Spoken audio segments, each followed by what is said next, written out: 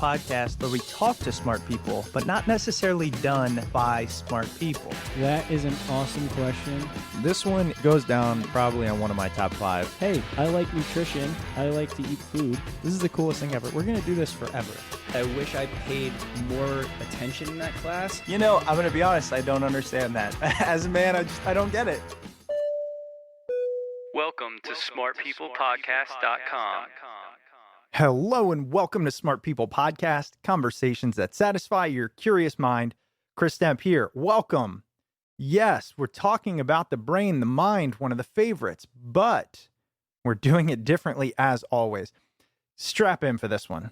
Like really, I hope you're going on a walk through nature or you're off in some wormhole of curiosity, because I learned things and a way of being in this episode that have really impacted me a month later, which is when we're airing this.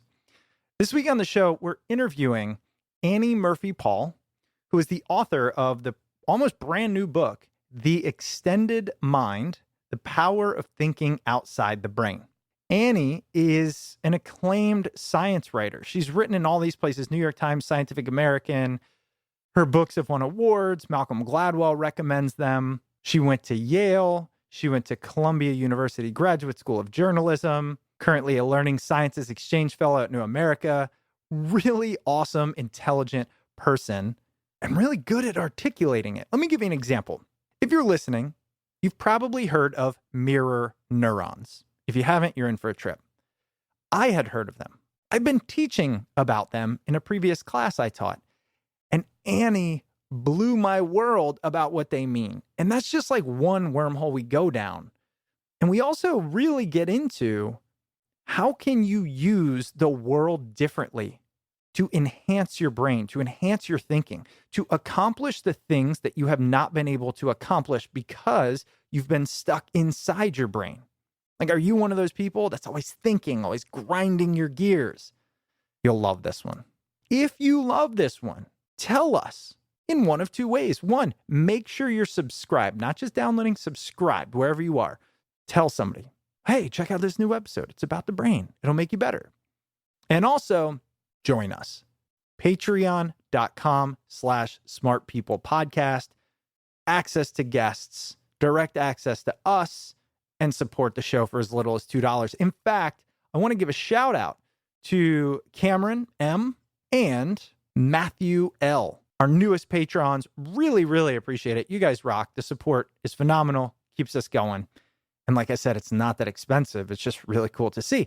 We're getting to a critical mass, actually, where now we're motivated to make this even more communal, add the conversations, all those things. The more people, the better. Patreon.com/smartpeoplepodcast. All right. I hope you enjoy this episode. If you do, tell us about it. Tell the world. We are interviewing Annie Murphy-Paul about her new book, The Extended Mind. Enjoy.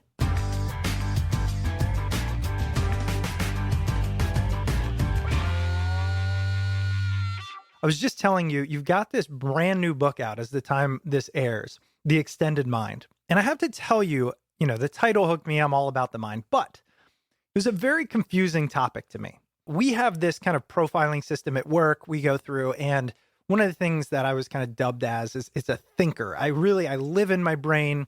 I believe I can solve everything with my brain just through sheer determination and time. And so when I hear about something that's like, think outside your brain, use other things, I was like, I don't know about this, right? But as I dug in, it was just that idea that I needed to hear because of the shortcomings of my brain in the current environment. Right. Well, I bet your brain does a pretty good job for you most of the time, right? And so you've learned to rely on it, but there's so much more out there that you could be bringing into the thinking process. That's the idea.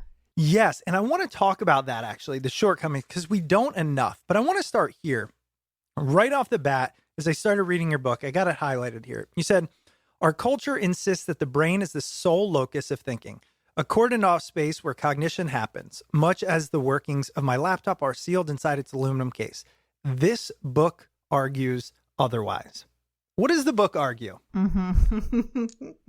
You're going to put me on the spot with the elevator pitch, right? So, yeah. So As I wrote there, our culture has the idea that thinking happens in here. And what I'm arguing is that actually thinking happens out here. And if you could see my hands, I'm trying to reach out and embrace, the trees that are outside my window and the tools that are on my desk. And if there was somebody else here, well, I guess you're here, social interaction with other people, and the way I have my desk, my workspace arranged, all these things are drawn into the thinking process and can enrich and enhance and extend our thinking processes. But we're limited by our own ideas about where thinking happens. And we do, as a culture, it's not just you, Chris, we do as a culture tend to think that the way to think is often alone, sitting still, quiet, bearing down, gritting it out, thinking hard. And that's actually not the best way to go about thinking. You might get a much better result if you went for a walk outside, for example, or if you reached out to a friend and said, "Hey, can I talk this through with you?" Or if you engaged in some conversation where you were gesturing and you were moving.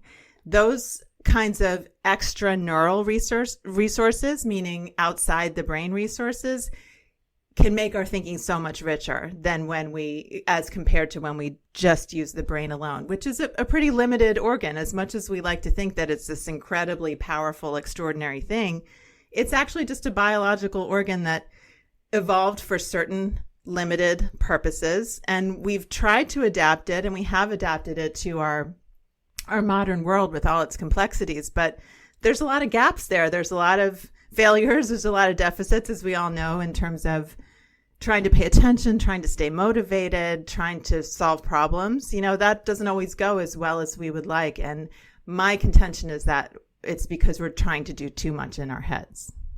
Yes. Well, and here's the thing. When you talk about thinking, right? When you say think outside your brain, use your body, it actually is counter to pretty much how we're raised. That's why I struggled so much was, how can I think with anything other than the organ that thinks? It'd be like if somebody said, throw a softball, not with your arm or something. It'd be like, that doesn't make sense. Right. So do we have to change the way, want to get meta here, we think about thinking, what it means to do that? We absolutely do. I mean, that is my main point here, is that we've got to reconceptualize how we understand thinking, where we think it happens, and get away from what is really just a very narrow, I would almost say like a prejudice or a bias in favor of the brain. I talk in the book about being a very neurocentric kind of culture, a brain-bound kind of culture, where we worship the brain almost. We kind of fetishize it. If you ever see products that are meant to make us more intelligent, they often slap a picture of a brain on there, and we even call somebody who's smart, we even call them a brain, I mean, we're really very focused on the brain as the place where thinking happens. And that limits us, especially these days when expertise is so specialized. There's so much information coming at us.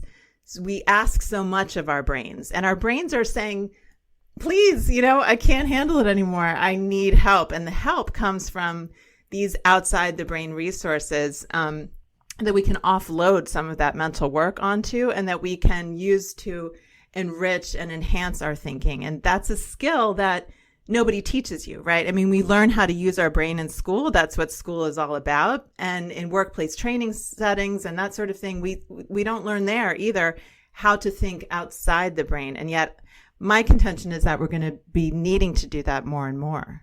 As you're talking about thinking outside the brain, what do you perceive the goal as?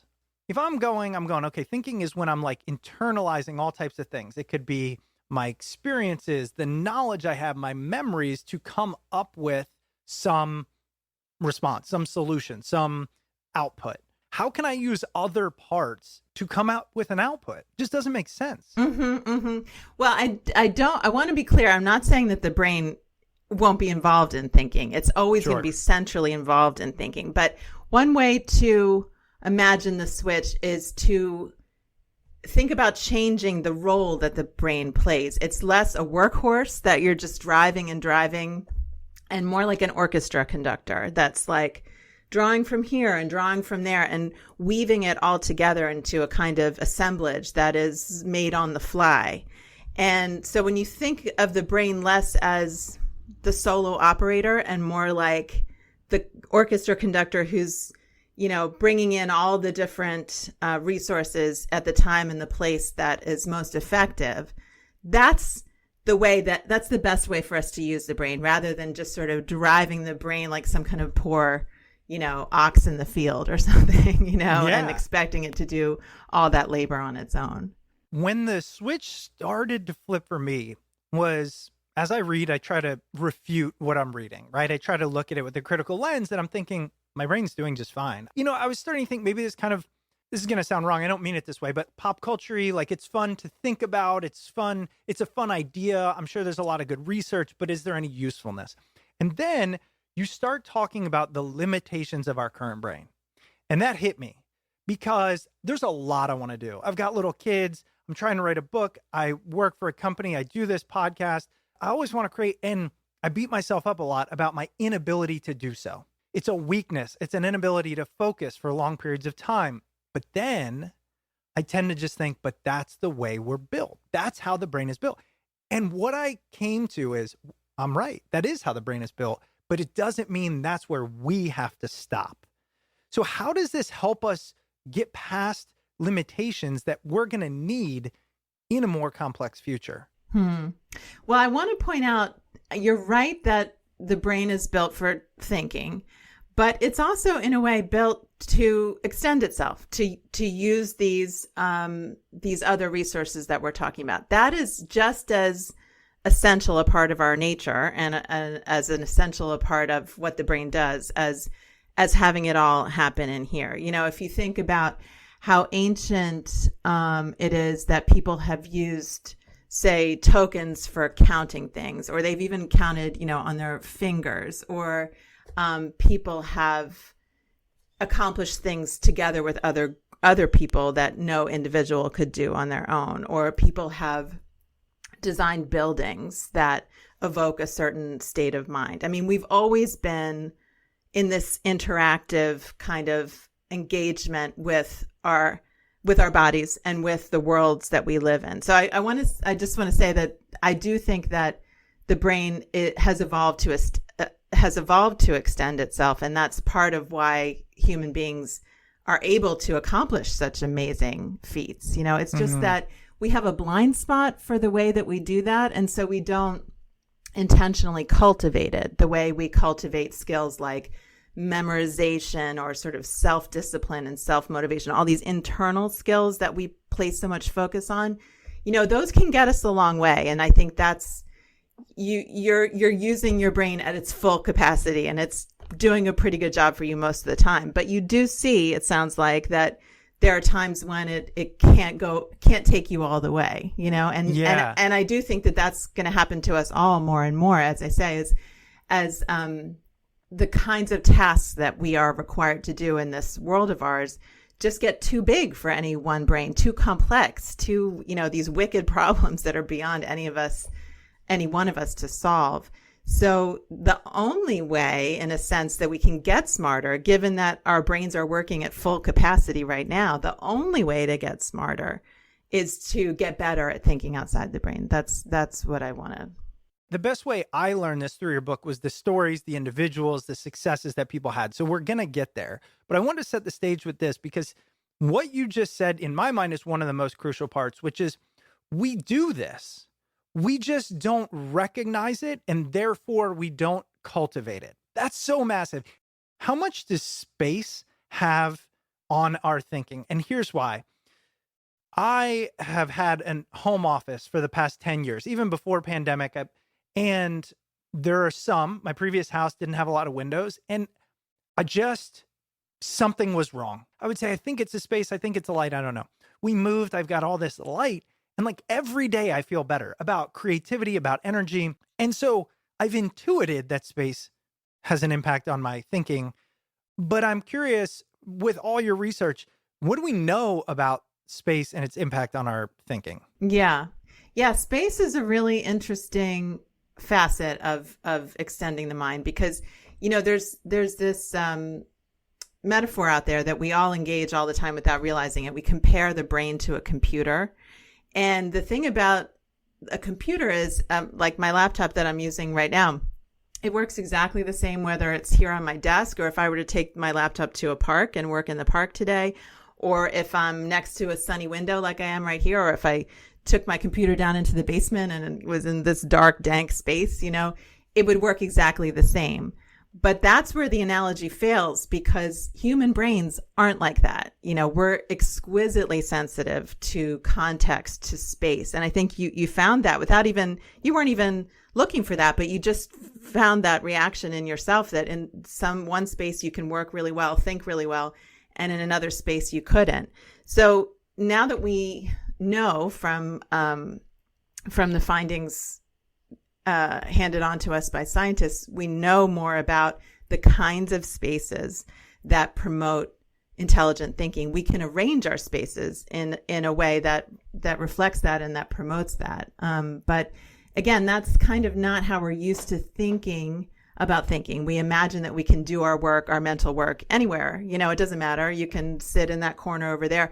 I think, in fact, the pandemic is giving us all a chance to have an experience like what you had, where a lot of us suddenly had to work at home when we were used to working in an office, or maybe we're now going back to an office. And I think we're finding from firsthand experience that actually the space that we're in, that we're doing our thinking in, it really matters. Do you know offhand any tips or any best practices for space while we're on the subject, or is it truly individualized? No, there are some really basic principles that are going to hold true for everyone. And I'll just outline those real quick for you. I mean, it's really important that we feel a sense of ownership and control over our space, which makes me concerned about a trend that's really taking off in workplaces as people return to work following the pandemic.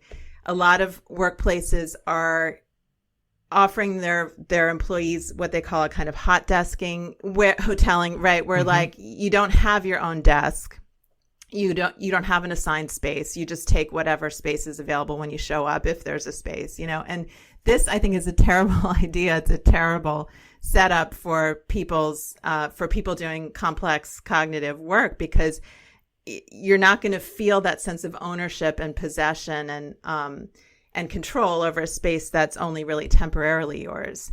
And another problem with that is that, when we're in our workspaces or our learning spaces, we actually need to have reminders of our identity, cues of identity, and of who we are, what we're doing in that space. Because of course we all have many identities. We're a parent, we're an employee, we're a friend.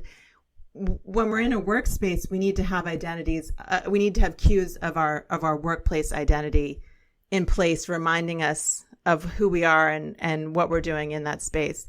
At the same time, we also need cues of belonging, of being part of something bigger, of the groups to which we belong that feel meaningful to us. And I think, even in a cubicle, you'll see that people create exactly those kinds of cues they put up those kinds of cues on their walls and have objects on their desk that represent who they are, who they want people to understand them to be. Although some of those objects are really more for yourself, to remind yourself of who you are and what you're doing in that role. But then also cues of belonging to certain groups, to feeling part of something bigger. And if you're in a generic kind of temporary space that's empty of all those reminders and all those rich sort of sources of signification, you're not going to think as well as when all those cues are present. It also really helps to work near a window and have a lot of natural light. So that's something I try to do as well. And the natural light thing, I want to get into nature in a little bit, but I'm dying inside as you're talking about these things. Here's why. Story time here on Smart People Podcast. My first job out of college, I worked in finance. I worked there for 5 years. I never liked it. Not because of the boss, not because of the people. It's just not my thing. From day one, I realized I'm out of place. I don't want to be here. And I had an office, right? At 21, I got an office, all that. I did not put any personal items in my office. No pictures, no friends, family, no posters, nothing. It was like barren. And I did it because I didn't want to stay. I didn't want to claim it was mine because I knew I didn't want to like give myself another reason to stay. It's just fascinating because as you say these things about making it ours, I actually went the opposite way of I don't want to be here, so I'm going to sabotage it by not making it mine. None of this had any science behind it. And the truth is, this is why I like this topic, because we do a lot of these things, but we don't think about them, to your point. And then the last thing I'll say is I was working on this nonprofit. We had a shared office space, like a WeWork type thing, right? You come in and you can sit anywhere. But it just so happens that every day, almost everyone sat at the same exact place. Why do you think that is? Ownership, less cognitive load to think about where am I going to sit. I know when I'm here, Exactly. here's what the space is like. Here's how long the desk is. That's crazy to me. It's explaining exactly what you're talking about. Right, right. And in fact, that's a kind of offloading, you know, when you can have your stuff arrayed in a way that reminds you, oh, I've got to do that, or, oh, I didn't get to that. That's two less things you have to keep in your mind, you know? And so when we expect our brains to hold it all, we're just asking too much of it when really we could be asking the world around us to do some of that work. Thinking outside the brain can be seen a number of ways, but in this example, thinking outside the brain just simply means like I can offload some things, know where they are, but not have to store them inside. They're stored outside in a place I understand, yet my brain still kind of picks them out, chooses when to use them. Is that a fair depiction / analogy of thinking outside the brain? It is. And I think we all, the most familiar example of the way that we do that all the time is with our smartphones, right? I mean, our smartphones effectively act as an extension of our minds. And we know that they take over our mental functions, because some of our mental functions, because we can't do them anymore. I mean, who remembers phone numbers, you know, now that our phones supply them for us? So that the good side of that, there can be some problems with sort of atrophying your native abilities because you've passed them off to technology. But the good thing about that kind of offloading is that you then have more mental resources, greater mental bandwidth available for the higher cognitive thinking that, you know, is really what you want your brain to be doing. You know, it's good to offload that sort of drudge work onto devices or onto other kinds of outside the brain resources, so that you can save your brain for the stuff that really only your brain can do. I've always told myself this, and I'm just going to keep telling myself this. I'm horrible with names. And I always say, look, that's a memory that I don't need. I got a lot bigger things to think about. You think there's any truth to that? Or do we kind of selectively choose?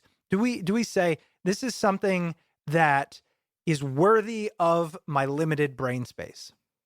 We often don't do it consciously, but I'm saying we should do it more consciously. I mean, because then we're more in control of what we're thinking about and how we're expending what are our limited mental resources. So, but we're not really taught how to consciously offload things like names. I mean, you probably have devised various systems for keeping those names, keeping track of those names for you, because you do have to remember names. Hey, buddy. That's well, that works too. But yeah, I mean, in many ways there are some downsides to offloading, but in most scenarios, in most situations, the more you can offload that kind of rote work onto the world, onto your body, onto other people, which you can do through a process called transactive memory, which is where each person in a group has sort of a specialty, and then the group as a whole has access to this enormous quantity of information that not one person could not keep track of all that, but the group can. So all of those kinds of resources act as amplifiers for the individual brain. So it's really a way of allowing the brain to overachieve, to do more than it could on its own. And who doesn't want to overachieve, you know? Do you think that, if you summed it up into one sentence, is the goal of kind of this book, the research, what we're here to talk about, is how to overachieve with the kind of limited storage space or hard drive or whatever you want to call it we have? The limited brain that you have. Yeah, how to overachieve with the limited brain that we all have. And again, I want to point that out. These are universal limits. It's not about individual differences in intelligence or anything. This this is what it means to be human. It's what it means to have a human brain. Yeah. And I think we're not really taught about the limits of our own brains, because the brain, I think, must have a really good PR agent, because all we hear about from like popular science and, documentaries and science books is the brain's so amazing. The brain's so extraordinary. It's the most complicated and complex object in the universe. And then we hear that. And then when our own brains fail us, or they don't do quite what we want them to do, we blame ourselves and we think, well, maybe it's my brain that's not so great, but it's actually these universal limits of the brain that affect us all that you're running up against. That was something that came through loud and clear in your book. And I have to say, I don't come across many books that can thoroughly change a perception of oneself. So for myself, it can be hard on myself about not being able to follow through with things. And you said, look, this is like everybody's material, right? This is everybody's makeup. Do you believe that those amazing humans who do overachieve have figured out a way to think, to extend the mind, to think outside the brain without realizing it? I do. And in fact, There are a whole host of studies that show that experts, the people that we revere as being really good at what they do, of course, in our brain-centric society, we usually think, oh, well, they're really good at what they do because they've got a lot of stuff up here. They've got something special that I don't have. But what research is revealing is that experts are actually people who are masters at thinking outside the brain, and they are more apt to extend their thinking with the body, with spaces, with other people than are novices who struggle because they try to do it all in their heads and they run up against those limits. So I think that's actually, to me, a very interesting new way of thinking about expertise, that it's really about an expert is someone who has managed to transcend the limits of their brain by getting really good at extending. And that's not usually how we think about experts. Do you think that the average person who doesn't use the language we're using today to explain it, the equivalent is, like when I was in college, I noticed a lot of people had to do different things to learn or succeed on a test. And do you think that's the equivalent of what we're talking about here? I do. And I think, at times I've thought that people who have specific kind of learning challenges, like say people who have a learning disability or dyslexia, are kind of the champions of thinking outside the brain, because they've had to, the limits on their own brains are such that they've had to devise all kinds of incredibly ingenious and creative ways of getting around those limitations. Their brain's limitations might be a little more visible to them because not everybody shares them, but I think, to me, it's such an inspiring story of human ingenuity, that people are able to get around the limitations of their own brains, but they do it by kind of feeling around, almost in the dark and figuring out what works through trial and error. And I think we could be a lot more conscious, a lot more intentional, a lot more directly instructive of people of how to do this, and that would benefit all of us. You said this really early on in your book. During my many years of reporting, I never before encountered an idea that changed so much about how I think, how I work, how I parent, how I navigate everyday life. And you also talk about almost using some of this to write.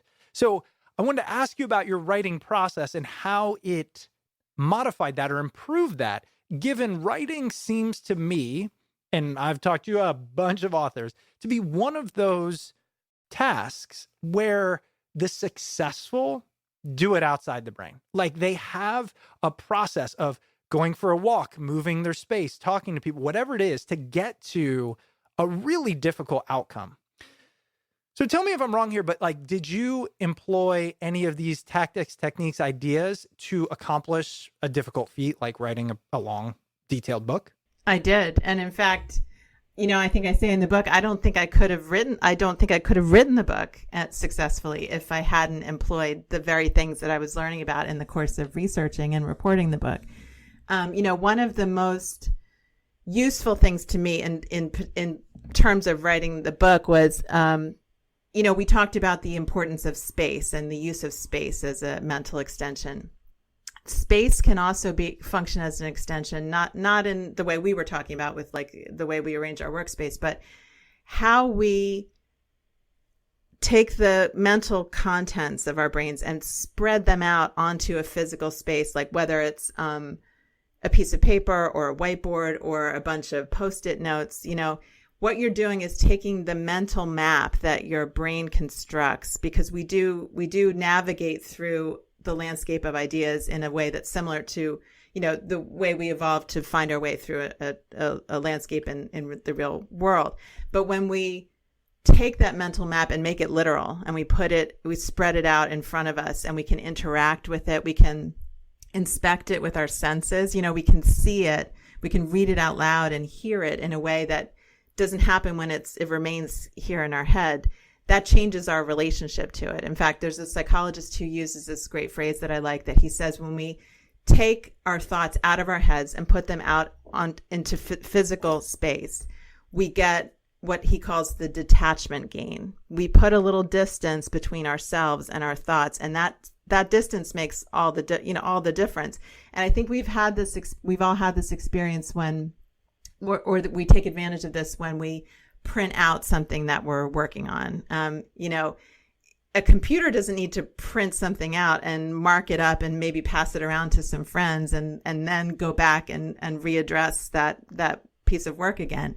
But that's how humans are. That's how our particular kind of cognition works, that it benefits from being passed through these loops, out into the world, back into the brain, out into the world again. And so that really made this, pretty ambitious project of mine possible. That I do have a giant wall with Post-it notes that are, that allowed me to move ideas around in a physical, embodied way. And that's something that we don't always bring in to the process of work that we think should be all very cerebral and intellectual. And now a quick break for one of this week's sponsors. This week's episode is brought to you by Felix Gray, the blue light glasses that started it all. 5 years ago, Felix Gray realized our eyes weren't meant to look at screens all day, and designed glasses to make daily screen time more comfortable and the workday more productive. Now more than ever, Americans are spending more time on computers, phones, tablets, gaming devices, and so many other sources of blue light. Felix Gray glasses are not like other blue light lenses.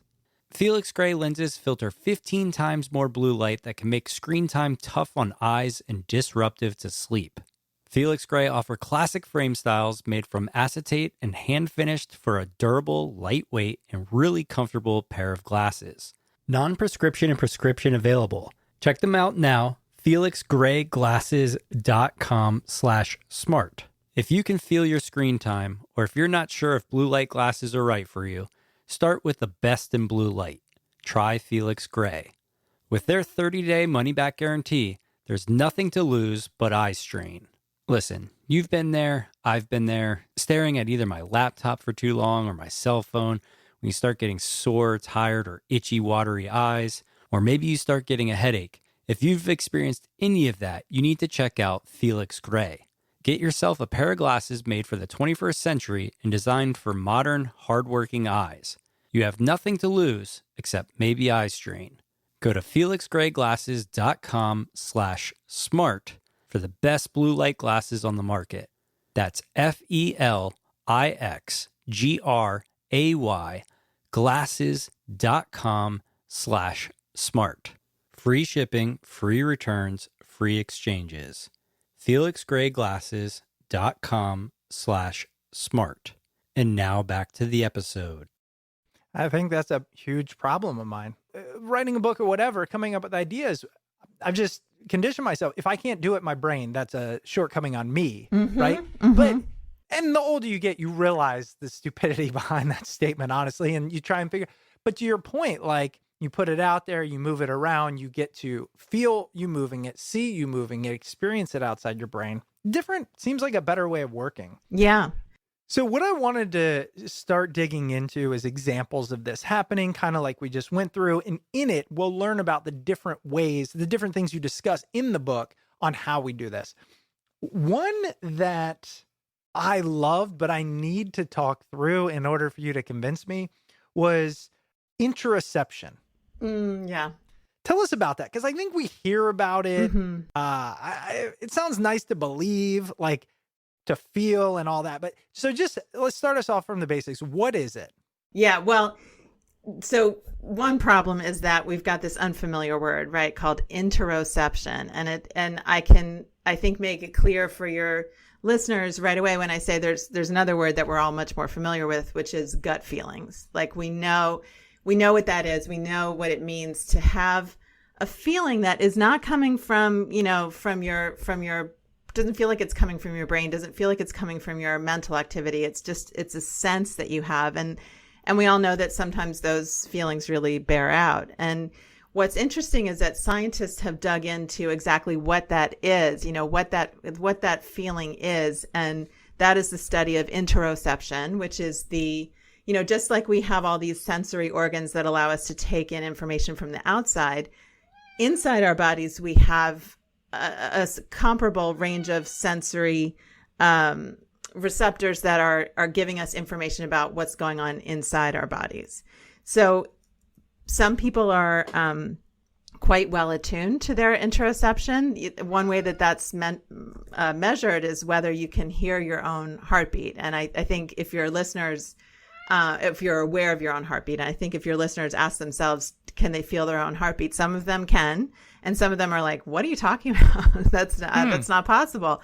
But it is possible. And there's a whole range of other cues, of course, not just your heart, but all kinds of other, often very subtle feelings that arise from within your body. And the way the connection that has to thinking is this, that every day as we go about our daily lives, there's just a barrage of information coming at us. And it's too much for our conscious minds to process, in a way that we're aware of. But all the same, on a non-conscious level, our brains are taking in all that information and noting patterns and regularities so that when a pattern reappears, when something that we've encountered before shows up again, we have a sense like, I've been here before. I know what this is like. I know how to respond. I know what will be a successful way of addressing this.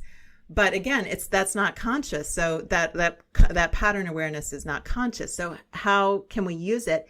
The answer is that's what gut feelings are telling us. That's when it's the body that's like kind of giving us a little poke, like, hey, we've been here before. We've seen this before. This is something to pay attention to. This is something to feel worried about or confident about. And it's this really very elegant system where we don't have to be thinking consciously all the time about these patterns, which again are so complicated we can't consciously really even articulate them. But if the more attuned we are to these internal signals, the better we can make use of them when they alert us to these patterns that we've encountered before. I love it. And you use the example of, and I forget, what's the woman's name in the book that you use the example of? Yeah, Susie Orbach, the therapist who, Susie Orbach. How does Susie Orbach do it? And what did you learn from her? Well, one thing I was looking for when I wrote this book is, as we were saying before, people who are really good at thinking outside the brain in all these various different ways. And one class of people who are experts at using these internal sensations to inform their thinking are clinical psychologists, therapists, because it's actually a part of their training often that they learn to attend to their internal signals as they're listening to a patient speaking, because that can give them information about what the patient, him or herself, is thinking. And this is the other amazing thing about interoception, is that it's really a bodily basis of empathy between two people, because we have very limited access to what another person is feeling. We don't know what's going on in another person's mind or heart. We only know what's going on inside ourselves. That's the only thing we have embodied access to. So what happens is that when we're talking to someone, we very subtly mimic their facial expressions, their postures.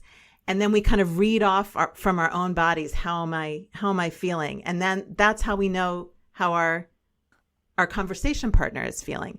And therapists are experts at this. They're champions at this. And they use the feelings that arise within them, to which they have learned to pay very close attention, granular attention, to get a sense of what their patient is thinking. And that's what Susie Orbach was saying, that, just as much, I think what I quote her saying in the book is, just as much as we cultivate the mind, we need to cultivate the body, because that is a real source of information that, most of us are kind of going about our day not paying attention to our bodies, not paying attention to those very subtle signals that rise up in us. And in fact, the idea of how to do really hard mental work is to push that aside, to kind of power through and ignore what the body is telling you, because really it's all happening up here. But that means that we're missing out on this incredibly informative source of knowledge and wisdom that we kind of ignore to our disadvantage.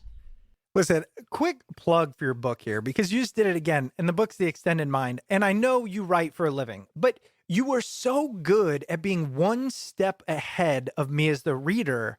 And I appreciated it. And I think it's what we're talking about. It's that empathy. It's that understanding. It's going through the journey yourself. Because like you just said, what's the problem in my mind with interoception? It's that it's not coming from the brain. Therefore, it does not have relevance. And then you dispel that myth. And you just did it, right?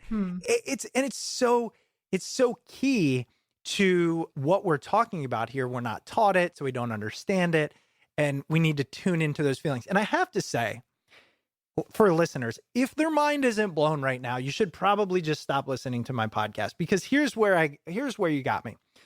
I used to teach a presentation class where we talked about mirror neurons. We talked about mirroring the other person, where it comes from, everything from being a child, mirroring your parents and all this. But what I never thought of and never really knew and never dug into the research is even that is an experiential act. So I always thought of it as we mirror so the other person knows we're paying attention and connected. That's how we build connection. I think there's a lot there. We like people that are like us. Mm-hmm.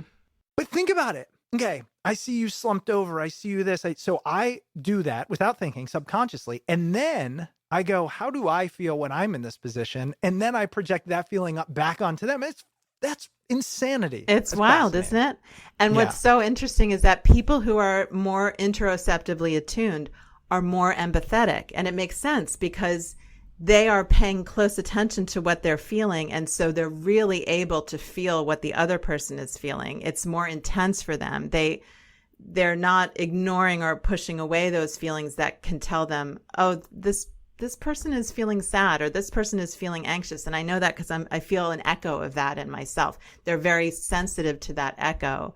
And so that's another reason to cultivate our interoception, is that it's really a source of emotional intelligence. Yes, that's so cool. Okay, let's do a couple more here. One I wanted to talk about is other people's impact on our thinking, right? I've kind of always noticed that people I gravitate towards are not necessarily realists. They're optimists, because I'm an ideas guy and I need you to get excited about it, and then I'll run through a brick wall. And I have to be talking things out. Like I'll think it through my head and then I go, I got to talk to somebody, and I actually solve it as I talk. So tell us about the science behind the impact of others on our thinking. Yeah. Well, this is actually another way of getting at a theme that we've been pursuing here, which is the limits of the brain.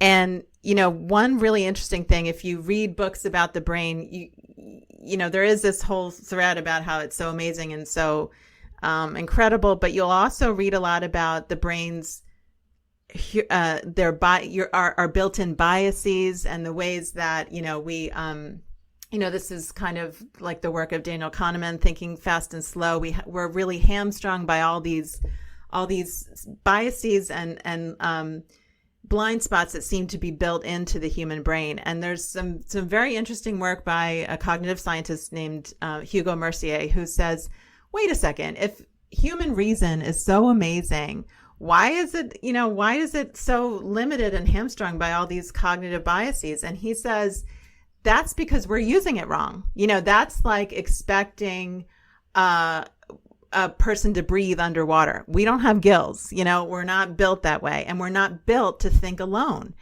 Reasoning evolved as a capacity that's meant to be used socially, that's meant to be engaged in interaction with other people. And when we use it by ourselves, when we do that thinking by ourselves, we run into all kinds of problems because we're using it in a setting, in a context in which it was not meant to be used. So that's a theme that runs through the last third of my book is about how we extend our minds with other people. And I offer a lot of examples of how social activities like storytelling, arguing with other people, debating with other people, teaching other people, these activities engage a set of cognitive processes that remain dormant when we're just alone, thinking alone. And so we actually think better when we think with other people.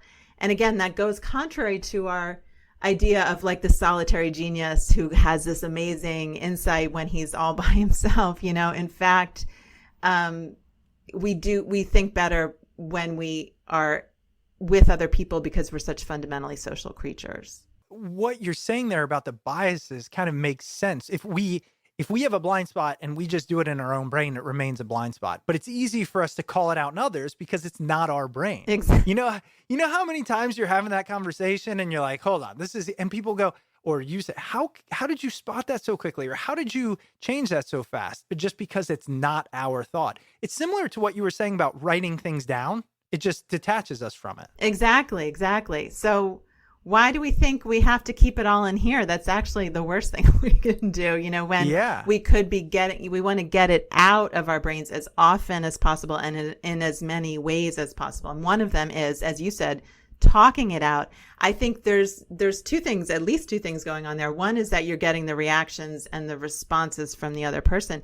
You're also hearing yourself talk through it, and you're realizing, often we don't realize until we have to explain something to somebody else, all the gaps and the misunderstandings or the lack of understandings that in our own thought processes. And as long as we keep it inside our heads, those are sort of hidden from us, and then they get exposed when we have to speak them aloud to somebody else. I was trying to pick and choose which story, which figure I kind of liked, but I figured I know what it's like to write, and you know it better than anyone else. What was your favorite figure that illuminated thinking outside the brain in a way that made them extraordinary?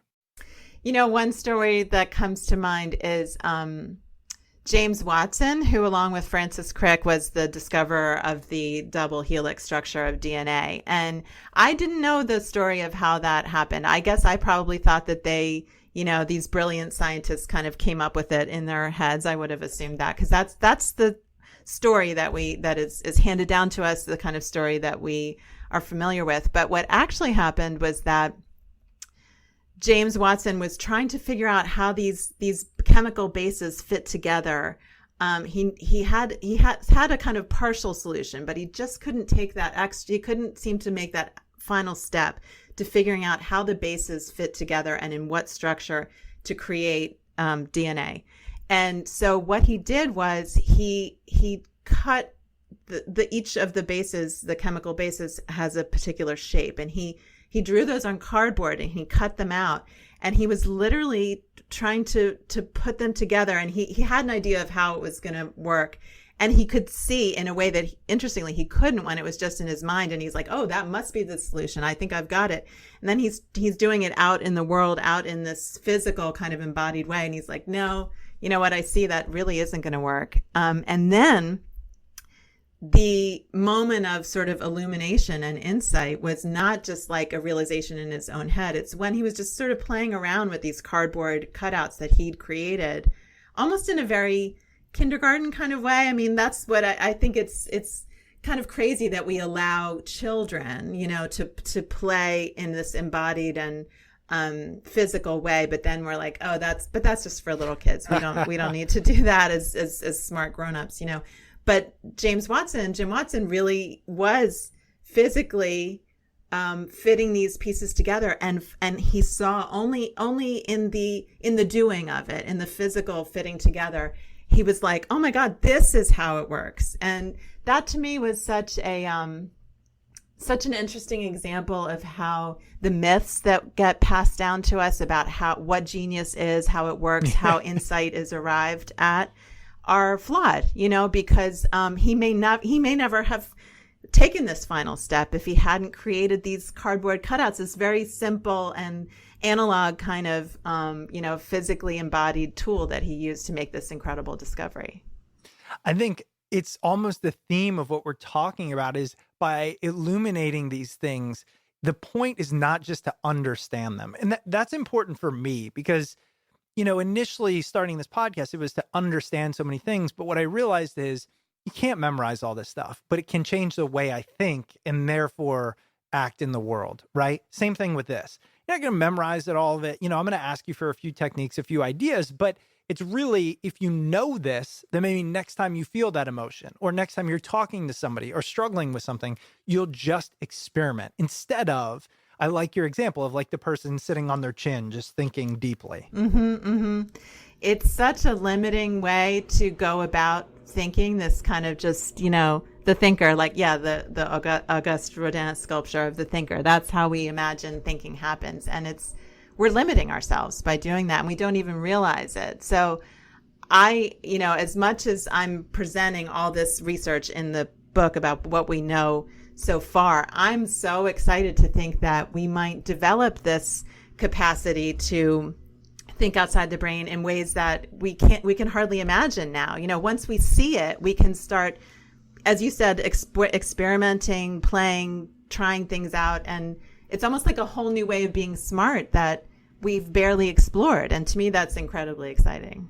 Yeah. Imagine if we even get to the point where we can somewhat systematize it. So it's like, okay, if I'm trying to do a long project, I should walk for 10 minutes and da-da-da. If I'm trying to do something brand new, I should hang upside down and who knows what, Yeah. I think it would be really cool if we had a series of exercises or a kind of try this approach to thinking outside the brain. There's even some work on having those nudges applied by technology. Like there are smart meeting rooms now that are wired to actually sense, this is amazing, but sense whether people's attention are drifting and sense the sort of level of energy in the room. And when the sensors pick that up, they do things like they'll, turn on some music or like change the temperature in the room, or they'll send an automated message to the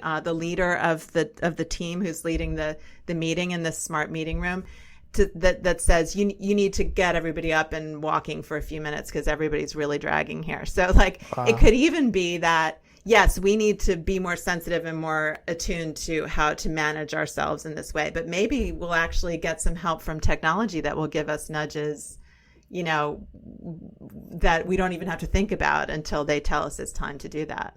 Other than the obvious, which is nature is important, I just wanted to ask you about that because we just moved out on the 3.5 acres with a lot of trees, and I felt the calmest and most relaxed I've ever felt. And I kind of knew it ever since I was about 25 and really stressed out. I went and attempted to hike some of the Colorado Trail, but I remember it was just the place I was drawn to. And I was something like the trees. I don't know what it was. My wife's is water. What do we know about nature and its impact on our thinking and being? Yeah, this is really interesting to me because I think you're right, Chris. We know we have a sense that we relax and we feel more serene and at ease in nature. But what's really interesting to me is that scientists are they're identifying the mechanisms by which that happens. And it's not just a kind of general feel good, like, oh, nature's good for the soul kind of thing. Like it really goes back to our nature as evolved creatures that we, modern humans spend so little time outside, and this is evolutionarily like a new thing because our ancestors lived in a way that, as one ecologist put it, to us today would look like a camping trip that lasts a lifetime. Like they were outside all the time. That's the context in which our bodies and brains evolved, the ones that we still have today. They haven't changed, even though we spend all our time inside. And the difference between an interior setting and an outdoor setting is that the outdoor setting is our bodies and our brains are tuned to the kind of sensory information that is present in an outdoor setting. There's not a lot of sharp edges. There's not a lot of fast moving things. There's a lot of what scientists call softly fascinating kind of stimuli, like leaves. I'm looking out the window right now, like leaves that are rustling in the wind, or like your wife may enjoy watching waves on a beach. It's a very different kind of stimulation than we receive when we're, focusing really hard on a piece of paper or on a screen, or when we're navigating a city street, say, and there's all kinds of loud noises and fast moving objects. So it's those kinds of natural settings in which our brains and bodies evolved that it's easy for us to take in that information. And that allows our stores of attention to replenish themselves. We spend so much time thinking about attention. I've got to focus. Where's my attention? And we don't think about refilling the tank of attention. We think about spending it, but we don't think about replenishing it. And it's really time in the outdoors that is the key to replenishing that attention that we can then use as a resource in those less naturally kind of appealing spaces in which we do spend most of our time. It makes sense, right? From a evolutionary perspective, if, your goals are survival, so it's things like food and some short burst, very important activities, that the environment in which you're in would naturally be crafted to allow to replenish for those things. People used to have to hunt forever just to get a dinner. And so it makes sense that as you're eating that dinner, enjoying the environment you're in is replenishing that. Whereas we've completely changed that environment in many cases. And we have extended the hunt to 24/7. You know what I mean? Yes. Yeah. The hunt for something interesting on Twitter. Yeah, exactly. That's why I'm always trying to figure out, how does this apply to me? So last question, actually, complete change from this. I had to ask you because, as I mentioned, I read your book, and not only I thoroughly like it, I know you wrote Origins, you've written some really phenomenal books. I know you are a writer. How do you research something like this? How do you compile the scientific with the readable, enjoyable, with the Jackson Pollock story, or how do you compile all of those into a book? Yeah. And for your listeners, the Jackson Pollock story is about how he painted a certain way when he lived in downtown New York City. And then he moved out to Springs, Long Island, which was at the time very verdant and very unspoiled. And that's where he started painting these, the drip paintings for which he's famous, which have a very interesting connection to nature and the kind of stimuli that we find in nature, which I won't get into, but one of my favorites. Yeah, that was a really interesting for them to read story. The book. Yeah. Well, I do start with the research. And in that case, in the research literature, there's a lot of studies on fractals. That's it's a kind of measure of how complex and in what way the sensory information we're taking in, how it's complex. And there's a certain range within nature in which the complexity of nature falls within this certain band, and that is found in Jackson Pollock's painting. That's the connection there. But what's interesting about the research on fractals is that led me to two studies of Jackson Pollock's paintings, and then from there, having gotten that lead of like, oh wow, Jackson Pollock's paintings had a fractal complexity that is like that of nature. That's fascinating. Then I went and read a bunch of biographies of Jackson Pollock. I actually took myself to MoMA, to the Museum of Modern Art in Manhattan, and sat in front of one of his famous drip paintings for a while and thought, is this reminding me of nature? That was maybe a stretch, but it's really fun to get a lead like that in the research literature, which often, scientists don't know what they have. They'll kind of say something as an aside, and I, as a writer, I'm like, oh wow, that's something I've got to pursue, and then I can do the other kinds of research, which might involve reading biographies, or if the person is alive, talking to to the person that and getting the story around the story that fleshes out the scientific finding. That's a really fun part of writing for me, and the place that's really creative, bringing those two parts together. So does it tend to started with the idea, then, okay, I got to validate if this idea, or, you come upon the idea. Let's just say that, right? I got to validate the idea. I got to extra validate it, right? Multiple studies. And then once I have the ideas, it's how do I bring them to life through things that are both real world relevant and entertaining? Because most people won't read a book unless it's fairly entertaining. Is that the linear process to some extent? That is. And I think it's even informed by what I write about in this book. Because, I have a section about how stories are the way that we understand information the best. And yet so often we try to convey information to people, whether it's in school or in the workplace, with dry lists of information when we should be telling a story, because we'd get so much more bang for our buck in terms of, not just entertaining people, but people remember stories better. They understand them better. They pay attention to them more. So it's really about understanding our nature as humans and understanding what we've evolved to pay attention to process, to remember. That's a key kind of piece of information that we need to have about ourselves in order to manage ourselves in the most effective way.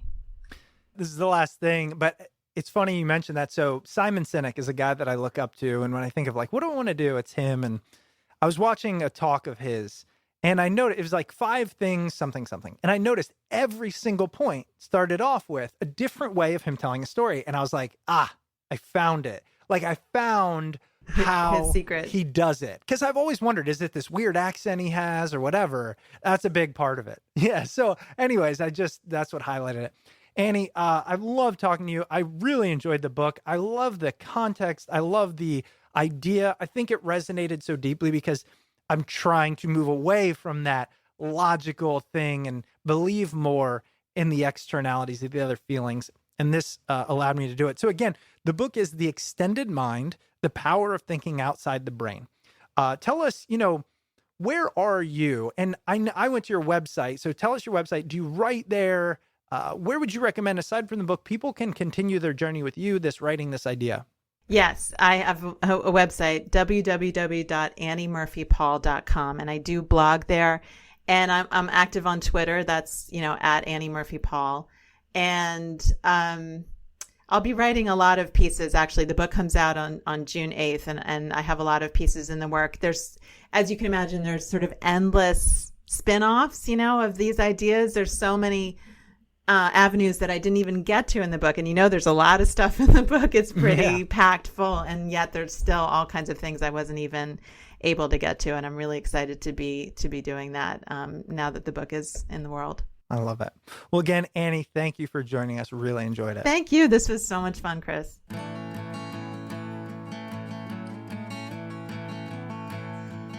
That was our interview with Annie Murphy Paul. Hope you enjoyed it.